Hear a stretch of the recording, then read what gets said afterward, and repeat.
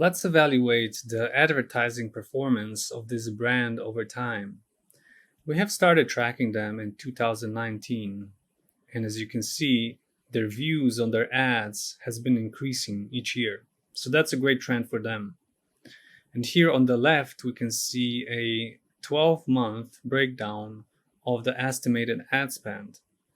And they have grown their ad spend very rapidly, actually, from $47.2 million to $78.3 million. And their ad spend has been very consistent.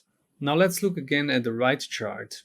We might want to know how much have they tested in this period of time. So let's click on count.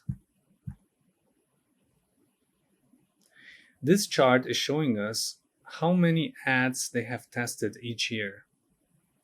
And there's a correlation in the first few years with the views that we have seen, but not in the last one.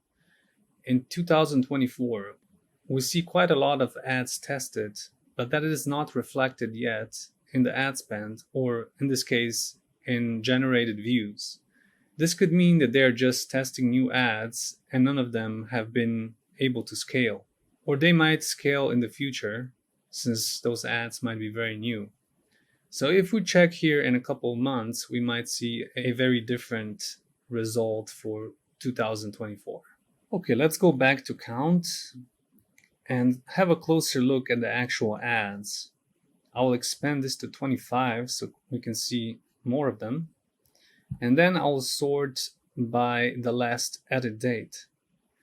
And as we can see here, we actually have a lot of ads that were launched this year, and some of them don't even have any ad spend.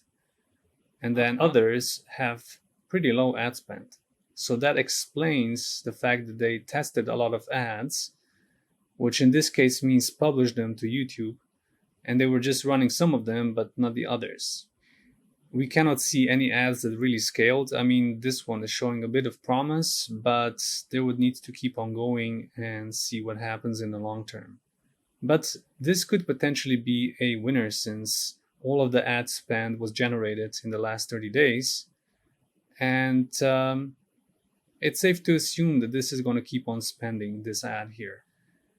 So these two charts together and switching between views and count will give you an insight of the performance of this specific brand, how much they have tested, and how much success they had with all those tests.